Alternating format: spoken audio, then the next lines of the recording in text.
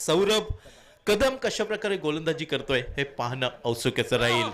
यावेळी पहिला चेंडू आडव्या बॅटने खेळण्याचा प्रयत्न मैदानाच वाई स्पोर्ट्स बहुतवडी क्रिकेट संघटना सौरभ यावेळी बॅकफुटला जाऊन स्क्वेअर ऑफ द विकेट खेळण्याचा प्रयत्न जर्सी उत्कर्ष राणे यांच्याकडनं 1000 रुपयांचा पारितोषिक।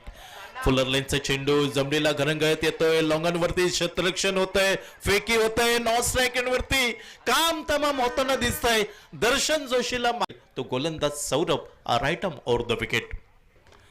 यावेळी ब्लॉकहोल पद्धतीचा चेंडू मार्का देवी जांभूळवाडी क्रिकेट संघाचे आखोटप्प्याचा चेंडू अर्थात गोलंदाज स्वतः ताबा मिळवण्याचा प्रयत्न अडखळ यावेळी ती सौरभची।